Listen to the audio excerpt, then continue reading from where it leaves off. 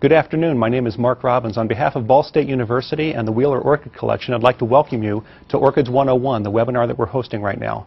As I said, my name is Mark Robbins. I'm the Director of Development for the College of Sciences and Humanities, and I'll be moderating today's webinar.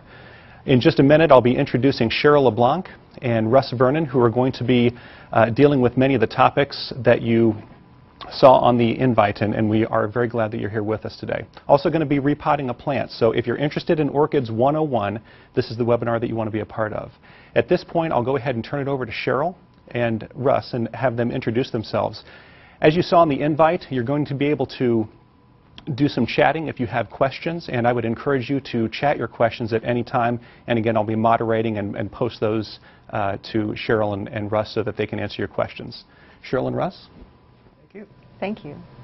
My name is Cheryl LeBlanc. I'm currently the Wheeler Orchid Collection and Species Bank Curator. I've been at Ball State now for 18 years, and the Wheeler Orchid Collection has an extensive species collection, which we'll talk about a little bit later today. And my colleague Russ?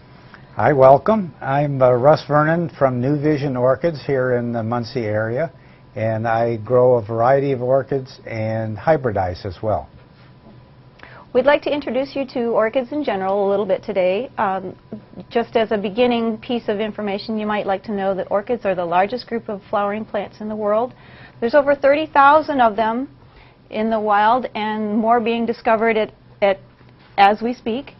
What I brought here today is just a sampling of the diversity of orchids. There are, as we said, 100,000 different kinds, or 300,000, and on the right-hand side over here, we have 100,000 represented in the hybrid collection. Russ tends to grow a lot of the hybrid orchids, and the Wheeler Orchid Collection emphasizes a lot of the species.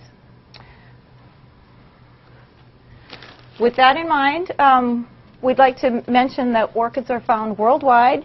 They're found every place except for the North and South Pole. They actually are indeed found in the Arctic and the Antarctic, and there are over 100 in the United States. We have about 500 in North America and about 50 just in the Midwest. There's a large variety of orchids found, the largest diversity of which is in the equatorial region around New Guinea and Southeast Asia, Costa Rica, the Central American tropics. They're found everywhere from sea level all the way up to 10,000 feet. So if you can imagine the habitats that these plants inhabit, they are basically everywhere. They are found in arid regions and savannas, rainforests, cloud forests, even some grow terrestrially in the ground. We have most of the Indiana orchids are found in the soil because we don't have tree-growing orchids in our state. And there is one species in Australia that is found underground. A few species of orchids are saprophytic, which means they get their plant nutrition not from their own source, but they get it from other organisms, mostly from decaying material. Some have no leaves, and these particular kinds will photosynthesize with their roots. So you can see there's quite a variety of different kinds of orchids, and any color and size and shape can fit your needs. Orchids are used economically really as potted plants, cut flowers, some medicinally, but the largest use of orchids in the economy is as vanilla. That's the only real production type orchid that is known. The majority of orchids that are grown at home are the Phalaenopsis type, as we can see over here, and we'll talk about this later. Phalaenopsis is the #1 potted plant in the United States. So you want to try to grow orchids at home, or maybe you have a plant or two and you'd like to learn how to grow them better, and you would like to try to ensure their success. Today we're going to discuss growing them in your home and where is the best place to grow them in your home and what conditions that you'd like to create to make an ideal habitat for those. We're going to focus our attention primarily on two different kinds of orchids, the lady slipper orchids here and the Phalaenopsis orchids as we showed earlier. These are called the moth orchids. The two types, in addition, that have been mentioned will be discussed a little bit. but they tend to require a lot more care than we offer as a beginner. So those orchids will be discussed in a later webinar, Orchids 201, to be held on August 19th. Russ? Thank you, Cheryl. Let's talk about good places in your home to grow orchids. And I have a list of different sites that you can look for. And they're listed kind of in the order of preference, but not absolutely. So let's talk about these. The first one is a sun porch with an east or a west exposure and enough heat to keep the nighttime temperature at or above 60 degrees. Multiple exposures work as well, but you have to be careful with a southern exposure because in the winter time the south sun can be fairly intense, and that's kind of hard to believe in the winter time, but it's low enough that the sun comes in below the overhang of your home, and if there's snow on the ground it can be doubly intense, so you can actually burn orchid plants in the winter time in a south exposure. The next choice would be a heated porch, again facing east or west. Again, caution in the winter time if you have a southern exposure. A bay window also will work well. Again, be careful of a southern exposure, but a bay window with a northern exposure, which usually has the least amount of light, will work because the bay window sets out from the house, and oftentimes you will get some early morning or late afternoon sun with a bay window. Windows themselves, just ordinary home windows, again, in order of preference, an east window is the best, followed by west, then south, and then a north window, possibly with some supplemental lighting. The reason why the east window is best is because the sun can be fairly intense early in the morning, which is okay, but it's a cool light. It's before the day really heats up. That's why we tend to mention an east window first. Now, other areas in your home that have special advantages would be a bathroom or a kitchen that has bright light, because in those areas you have naturally higher occurring humidity, and that's what orchids, tropical orchids, particularly like. So if you have a bright window in a bathroom or a kitchen, that's a good place to go. Basements can work if you have light conditions or can set up artificial plant growing lights in the basement. The humidity is a little higher in the basement, and you have the advantage of the fact that it's often cooler in the basement, and so when the lights go off, the temperature will drop, and we'll talk more about that a little later. If you don't have a basement, then a light cart works really well, which is multiple layers with usually fluorescent type lights in the cart, and they can be moved around through the house. They're usually on wheels if you need to change locations. And then finally, a spare bedroom where you can turn the heat off, and that will allow, again, the temperature to go up during the day when the light's brighter and to drop at night. A lot of orchids need that change in temperature.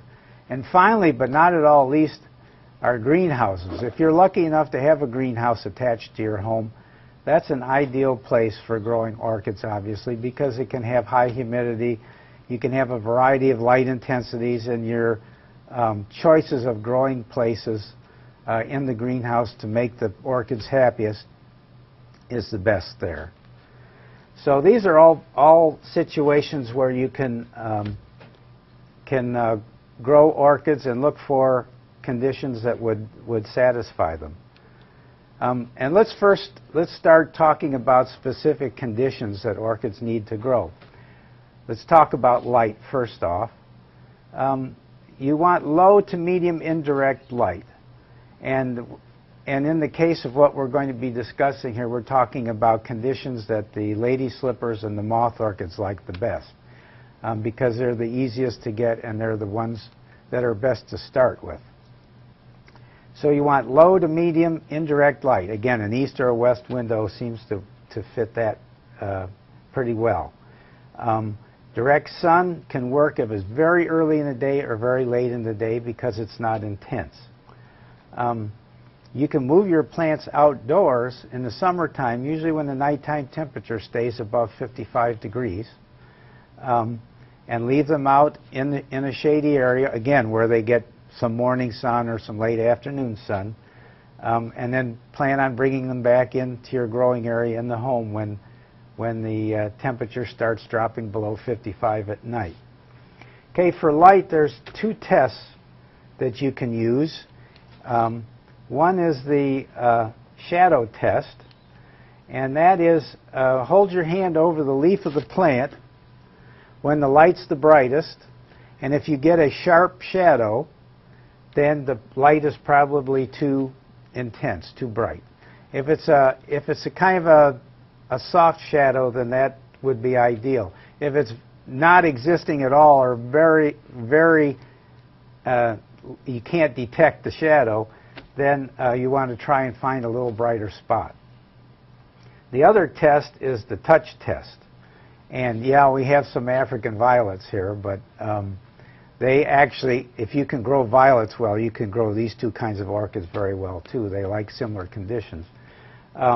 If you touch the leaf during the brightest part of the day and it's warmer than skin temperature, then it's probably too bright. If it's about skin temperature, that's about ideal. If it's cold to the touch or cool, then it's probably not enough light. And we don't, a second way, and this is after you've had your plant for a while, if the plant is very dark green, the leaves are very dark green, it's probably not getting enough light. If it's yellowish green or has a lot of purple pigment in the foliage, then probably it's getting too much light. So these are all indicators you can use for the amount of light.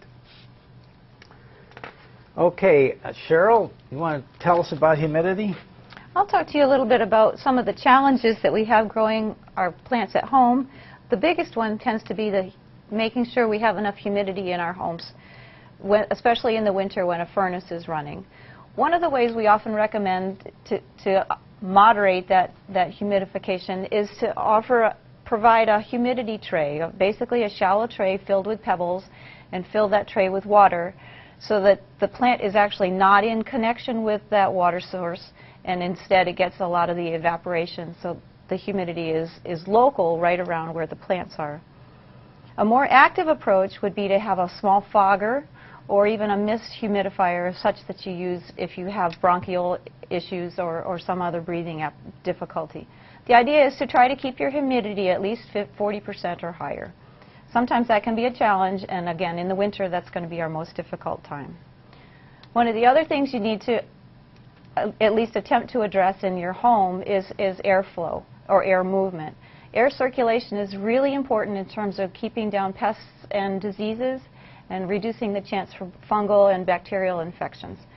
So if you can purchase a small oscillating fan or small muffin fans or anything that can fit in your home without changing your climate too drastically, those will be a good addition to your orchid collection. The idea is to have a small amount of air movement, not a very strong draft, because cool air or a lot of hot air can increase the chance of bud drop and plant dehydration. Temperature is a big factor. Typically, whatever temperature you provide that's comfortable for a human is going to be about right for your plants. Most of the orchids are warm growers. There are some that grow in a cooler climate, and we can address that in Orchids 201. But the ones that we'll discuss today actually prefer a temperature that fits our body temperature. So somewhere between 60 and 80 degrees is what we're aiming for. Almost all orchids like a nighttime drop in temperature, about 15 degrees. Somewhere between 8 and 15 degrees is fine. Some actually require that drop in temperature to initiate new flower sets or flowering for the next few months. Orchids, moth orchids in particular, require about 3 weeks of a lower temperature to set those buds so that they will bloom again for you. The nighttime temperature of a 10 to 15 degree drop is what's required to be able to have new flowers come on those plants. A lot of people actually say, I have this plant and it's beautiful and it stopped flowering, but it hasn't bloomed again for me. And we often ask them if they've changed the temperature or they've added some other conditions to help initiate flowering. Temperature a bit or above or below these temperature ranges can be tolerated for short amounts of time, but not for the duration of the plant. They'll eventually stress the plant to the point where they will start to decline. We can adjust the temperature with regular thermostats, or if you're growing at home, often simply moving them closer to a window as we get closer to autumn temperatures, or away from the window as we are in summertime temperatures. Little things like that can make big differences in our temperature. The next thing we need to address is food. Fertilizer for orchids and for plants in general is a necessity. They require some sort of input in order to be able to bloom properly. Any water-soluble fertilizer with a ratio of 3 to 1 to 2, and we'll describe what that is ideal. Those numbers refer to nitrogen, phosphorus, and potassium in that order, and it's usually the highest number is what is preferred by the plants. So in this case, a 3 to 1 to 2 ratio shows that nitrogen is the highest ratio in that mix. If you can't come up with a 3 to 1 to 2 balanced fertilizer, you can get away with finding one that has a balanced number. Basically, all three numbers are the same, 10 to 10 to 10, or in this slide, 13 to 13 to 13. The plant will use whatever it needs and basically not absorb what it doesn't. The other part of fertilizer that is absolutely critical is that they need regular fertilizer. But orchids are different than most plants. They don't need a high dose of fertilizer every time you feed them. They actually need a very dilute strength, about 1/4 of the strength that's recommended on the bottle or the powder that you use is the recommended strength for orchids. So you feed them this dilute strength fertilizer weekly, as in once a week, but dilutely, as in 1/4 strength. And that will provide a steady supply of food over the time period when you're watering them. In addition, once a month or so, completely flush the plants of these minerals so they don't have mineral buildup or salt buildup. So in general, fertilize with the water with fertilizer regularly, except for about once a month. If you have a low mineral water, use the fertilizer with trace elements in addition to the nitrogen, potassium, and phosphorus. And if you can't find a balanced fertilizer, go ahead or the ratio that we've recommended, go ahead and try to use a balanced mixture. And Russ is going to talk to us more about watering. Hey, Cheryl. Thanks, Cheryl. Yeah, watering is probably the second most scary thing about growing orchids. And people that I talk to over many years, if they have problems growing orchids, it's usually they water too frequently. So it's better to be a little bit on the dry side than it is to water too much. Watering too often will result in the roots rotting and the potting mix breaking down. And it doesn't matter what the order is. Sometimes the roots will rot sooner or the potting mix will rot sooner, but either one results in a decline of the plants. If you water too infrequently, then you get a dehydrated plant. And I have a plant right here that can demonstrate that. Yes, I sort of grew this plant. You can see the leaves are soft. You can see the veins are raised. So this is a good indication that this plant has a root problem. And what you need to do is remove that plant, water it the day before you're going to examine it. And then after you've watered it, then remove it from the pot and see just what kind of a mess you have. And you can see there's soft roots that pull off very easily. Those are all rotted roots. Now, fortunately for this plant, there are some that have firm roots, and those are still in good shape. So when I repot this plant, I'll put it in a smaller pot and get those roots down into the potting mix, and it should recover fine. But that's an example of what a plant that's in trouble will look like and how you examine the roots. If the roots are white like these newer roots are, then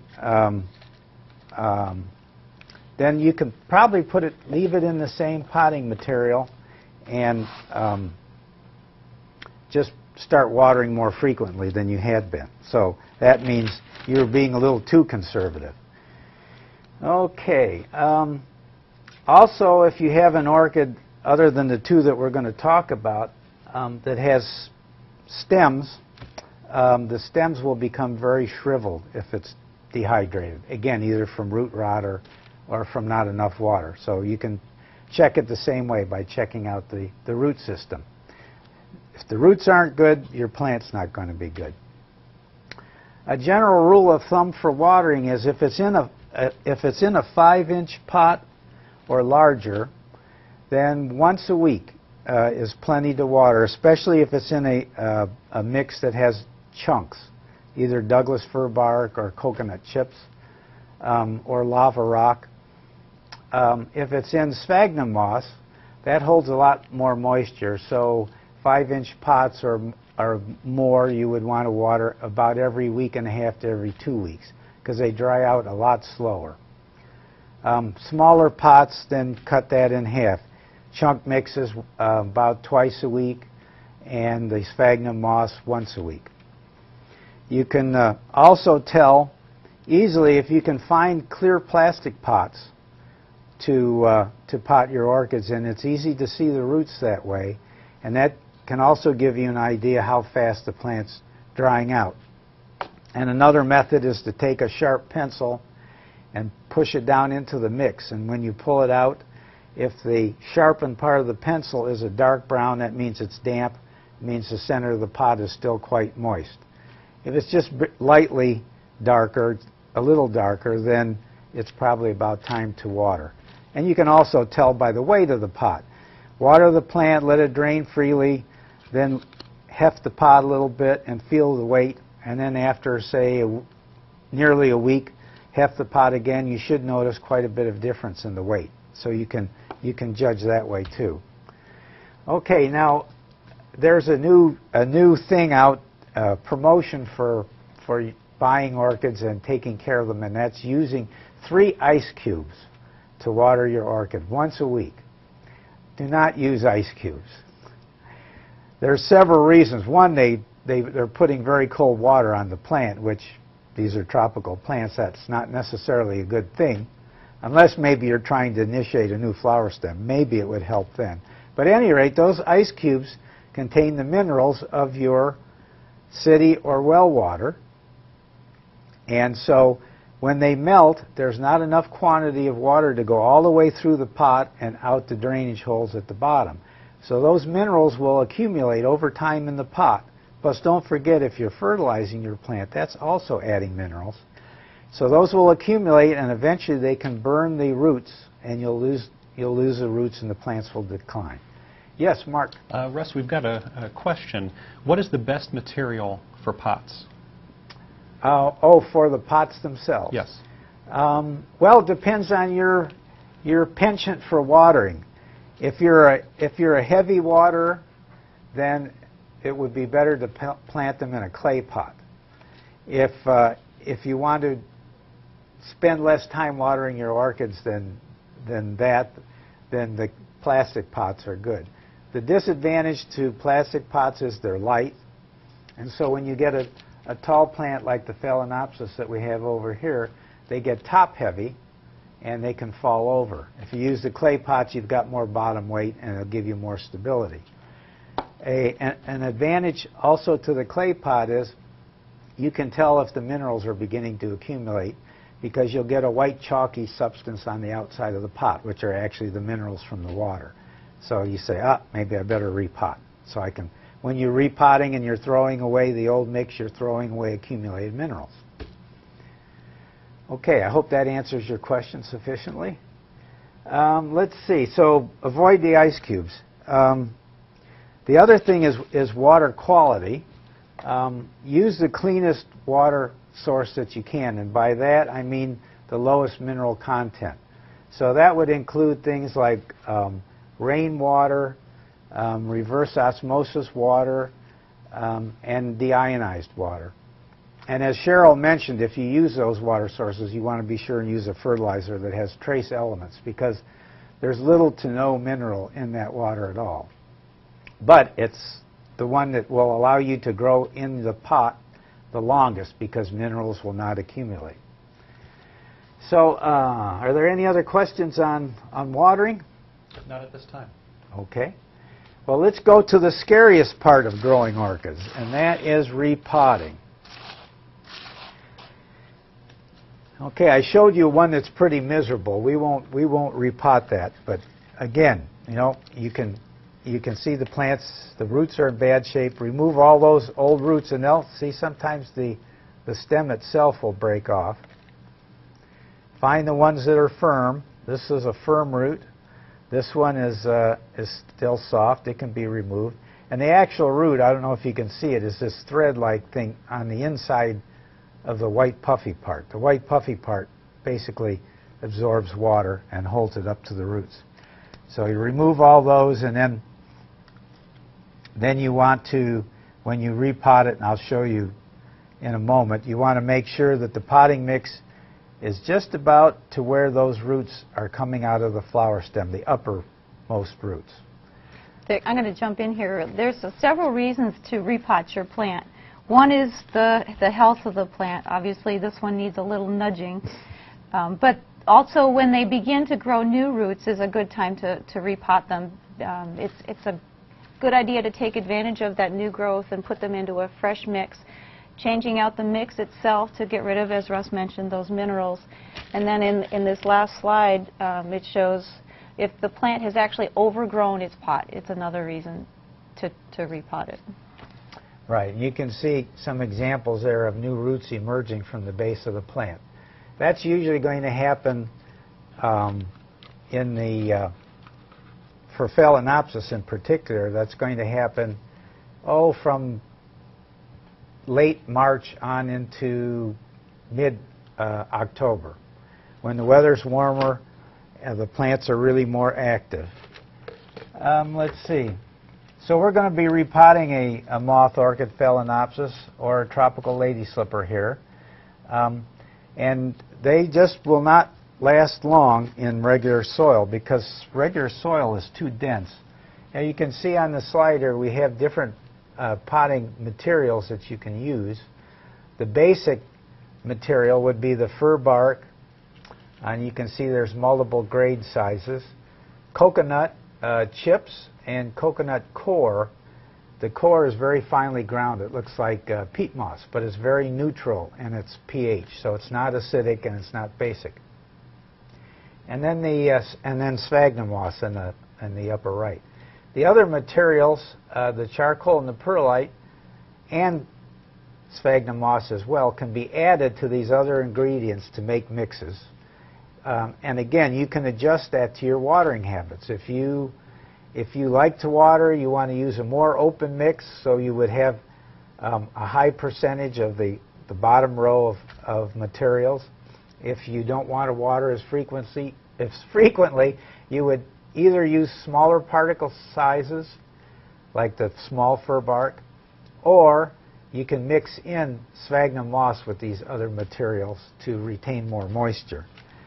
Now I've picked this Phalaenopsis to repot, and it's kind of a dual purpose. This old flower stem, for those of you who have said, well, I bought a Phalaenopsis and the flowers have all fallen off, what do I do? What do I do now? A lot of people think they're like petunias. They won't bloom again, but that's not the case. Find where the first flower had been. In this case, there's a scar here where the first flower had been. And cut just below that. And there are several nodes along the stem. Oftentimes they'll start to grow and you'll get a secondary blooming. You won't get as many flowers as the first time, but you will get a secondary blooming. And then what Cheryl mentioned about dropping the nighttime temperature will encourage the plant to start a brand new entire stem.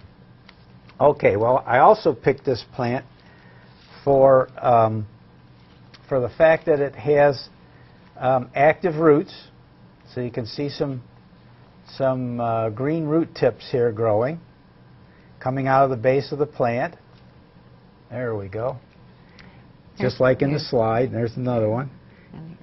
It also has a new leaf. That's not as critical, but it's the new roots that you really want to look for.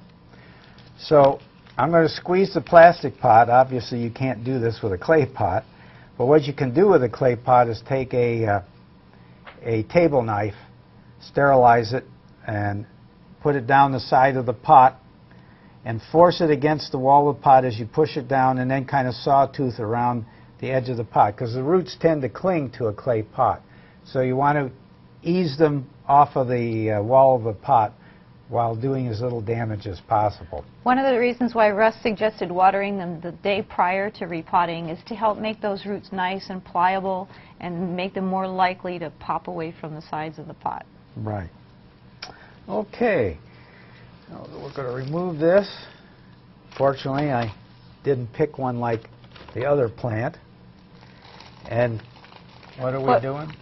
I like to describe this process as tickling the roots. You're removing as much of the old media as possible. If it's firmly attached to the root, I wouldn't worry about it. But this gentle tickling can help remove any of the material that will retain the minerals and any of the rotted material. So the roots will be able to go completely cleanly into a new mix. When you pot them in a new pot, the idea is to retain as much of the air pockets or air spaces in whatever mix you choose, because honestly these are air plants. They grow up in the trees as epiphytes or on plants, and so they need the air as much as they need the moisture. So having those pockets provides both the moisture and slow release of that moisture as well as the airflow that they need. It's laughing. Okay. Anyway, bad orchid humor. Now we do have some bad roots in here. There's some thin ones that we can pull off gently, and they'll break and separate pretty easily from the plant. The rest of these, even though they might be a little darker color, are actually in pretty good shape. So now the one question that I often hear is, what do I do with the roots that were outside the pot? Well, if you're not going to repot the plant for a while, then you can just mist them in the morning. By the way, I didn't mention that when I was talking about watering. You always want to water early in the day. With Phalaenopsis in particular, the new leaf is the tenderest part of the plant. And so if you have water down in what they call the crown or the center of the plant overnight, that invites the possibility of having bacterial rot get started. And when you lose the center of the plant, you've either lost the plant, or if it stabilizes, it's going to take a long time to start a new plant from the base. So you're probably 2 years off from getting flowers again. Okay, we actually had a little moss on this plant. That's because my growing environment, I have a lot of humidity, and so the moss grows on the surface.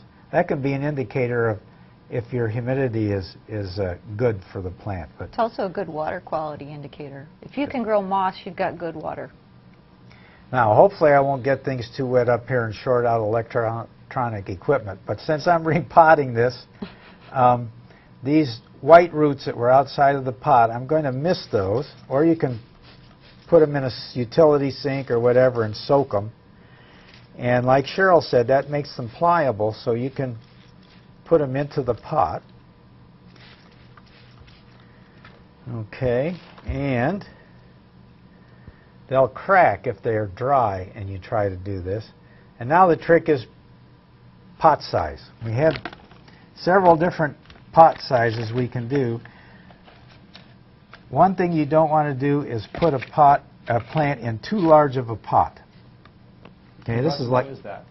Why is that? Well, that's a good question. Because you have a lot of potting material in the pot and not many roots, and so that potting material will stay wet longer, and it's easier to overwater if something's over-potted.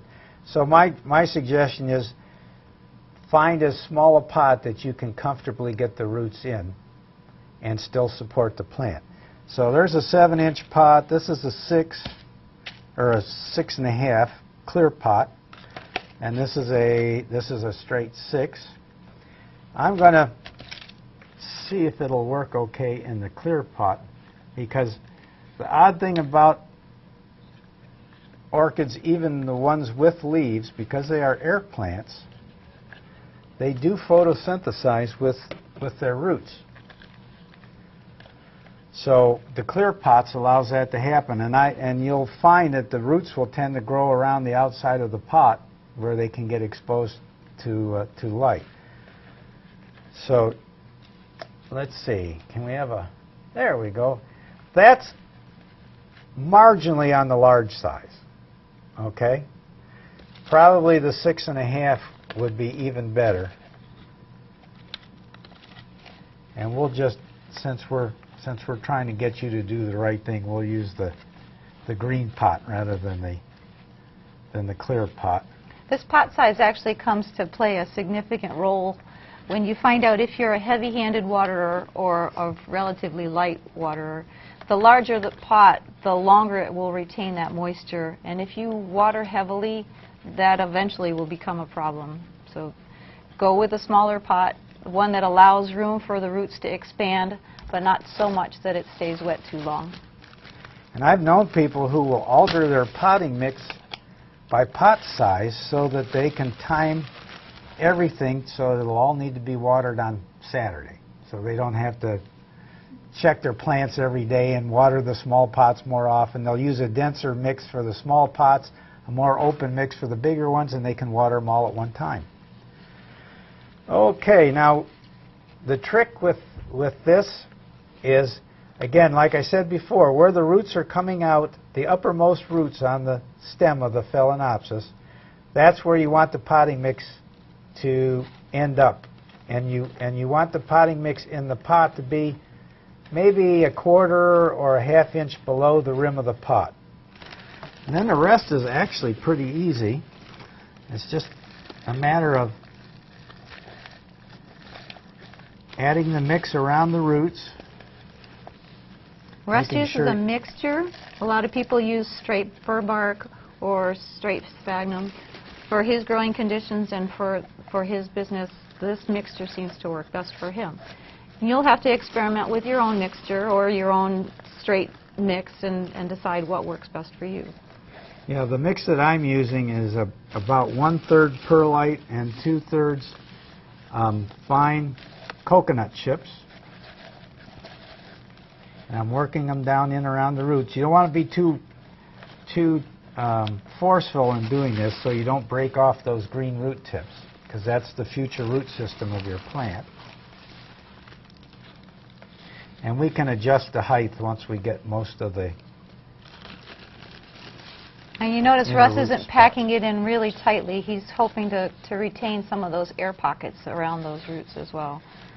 Yeah, and the reason why I use coconut is because, to me, it's the most green, and by that I mean, obviously you have to cut a tree down to get the Douglas fir bark chips, and although that is a waste product, but with the coconuts, these are the husk of the coconut, so otherwise they would be discarded or not fully used. This way they don't have to cut a tree down, and you're using a material that would otherwise be discarded. And the fibers are very resistant to rot, much more so than Douglas fir bark chips. So I've gone 3 years or more without repotting, and when I took the plants out of the pot, the coconut fibers were still in good shape. Okay, now you can see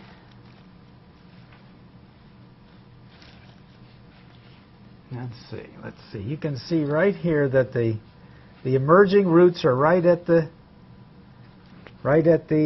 surface, and I really got a little too much right here. So the reason why you want to leave a little gap below the rim of the pot is when you water, that way you don't wash out potting mix.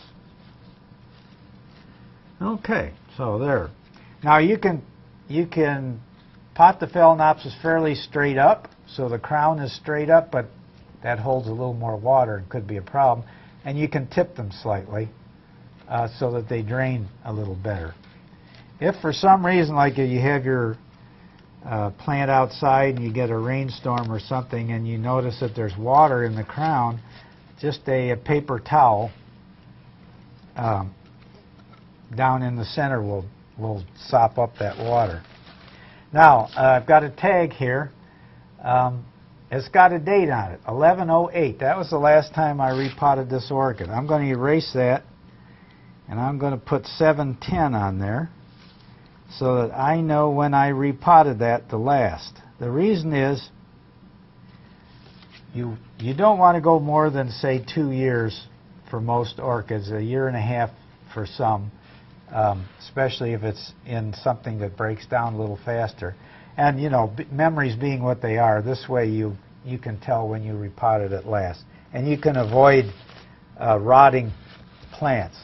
A lot of the reason for the dating is Phalaenopsis especially can handle repotting once a year or once every year and a half. But the mix starts to break down, it starts to decompose, and therefore those little air pockets go away. Also the mineral deposits start to build up, so it's a good idea to give them a fresh place to put their roots.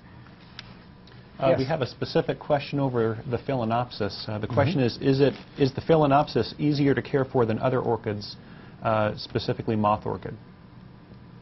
Oh yes, definitely. They've become the #1 pot plant in the United States just for that reason. One, the flowers last a long time, and they're the easiest to care for. So yeah, they're a good choice for a first plant to grow. And the second choice that I'm going to show you is the Paphiopedilum or lady slipper. We have one in bloom here. And there's two types. One has a solid green leaf and one has a speckled leaf. And I suggest you start with the speckled leaf ones because they don't require as much light. And so it's a similar process to the Phalaenopsis, but the growth habit is different. You can see that it has fans of growth. They grow kind of like an iris. There's a new growth here and one on the back side. And then this is the most mature one. And this one right here has bloomed in the past, so it's the oldest one. So there's two types of growth. The Phalaenopsis grow with leaves out of the center of the plant, and these, as I said, grow like an iris. Each new fan is the source of new flowers. Now, the place that I got this plant grows in a very coarse mix, and they must water very frequently. I use a more dense material, and all these roots are firm, so we don't have to remove any, and you can see it has active root tips, so that's ideal. You notice they're different colors, so different species or different kinds of orchids have different root structures. Remove some old leaves. And again, the new growth is starting up, and you've got new roots from the base, so that's the ideal time to repot. Now, the pot I took it out of, I'm going to use a similar type pot, just unused.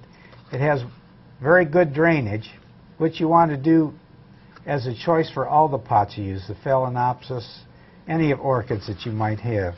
You almost cannot err on the side of good drainage. Let's see, we've got another mix we're going to use for this that's much denser than what they were in. And this is a core mix, which is the coconut fibers all ground up to be like peat moss. And there's a little bit of, there's fine charcoal in there and also perlite as well. This retains a lot more moisture than the previous mix that we used, but it still has excellent air exchange, so you still get a lot of air around the plants. Lady slippers, even the tropical ones, tend to be more terrestrial than what we think of up in the trees, so they Right. thrive in a slightly more moist environment. Okay, because this stuff is pretty flexible, I'm just shaking the pot and it's settling in around the roots. You want the base of the new growth to be right at the level of the potting mix when you're all done. And there's something a little extra you need to do to make these lady slippers do the best. It's not essential, but it really helps. And this is a powdery material that you can get at most garden centers. It's called dolomite lime. And Paphiopedilums grow on dolomite lime outcroppings, almost all of them. So it gives them a real boost if you can sprinkle a little in as you pot the plant up. Or you can mix it in with your potting mix if you wish. But this way it gets distributed through the entire root zone. And we'll just add a little bit more. And when you get done repotting your orchids, just like you do with regular plants, when you're done repotting them, then you want to water them thoroughly and make sure they get settled in real well. A lot of times there'll be little pockets around the roots that this will help settle. It'll also, the plant might wobble a little bit in the pot, and when you water it, that'll help settle it in. Okay, now you can see the base of the new growth is right at the level of the potting mix. I'll sprinkle a little bit more of the dolomite lime on the surface, and then about twice a year I'll just sprinkle a little bit on the surface, because that does work its way through. Okay, now one last thing about repotting, and it would apply more to the ones that grow like an iris. This device right, oh, there we go, right there is a rhizome clip. And what it does is it goes over the edge of the pot, and then this part goes over the rhizome that connects those fans together and holds it firmly in place. And that keeps the plant from wobbling when you water it, or if you have a strong breeze. There, you can get a good look at it there. If you get strong wind across, it makes the plant move.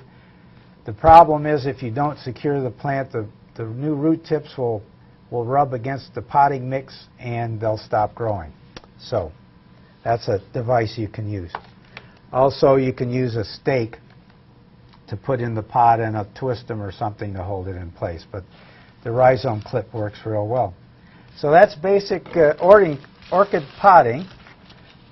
Do we have any more questions? Surely there'll be some questions about repotting. None so far, but people can feel free to go ahead and post questions, and we'll get to them as they do. Okay, very good. Yes.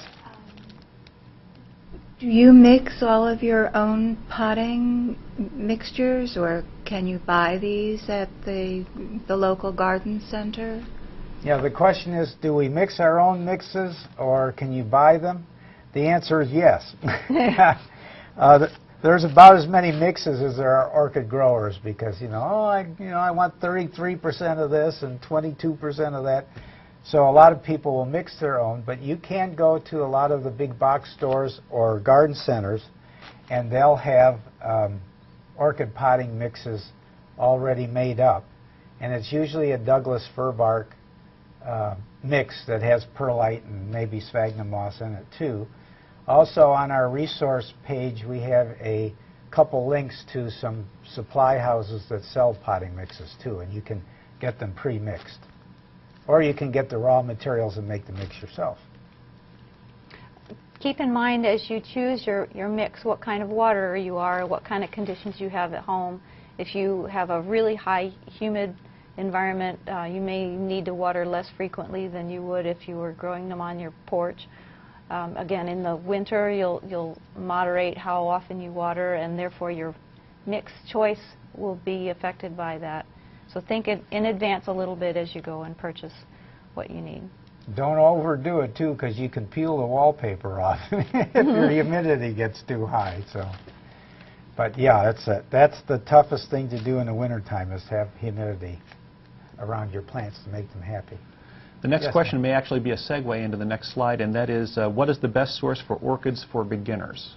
Ah. That's a good question. There's a lot of, if you go to the internet, you type in orchids and you'll find lots and lots of suppliers. If you're new to this and you don't really know where to go and you're overwhelmed by that, we've provided a small list here. places that we like to shop, both for supplies themselves as well as plants. There's several recommended here that are local, some that are in the Midwest, and some that are found throughout.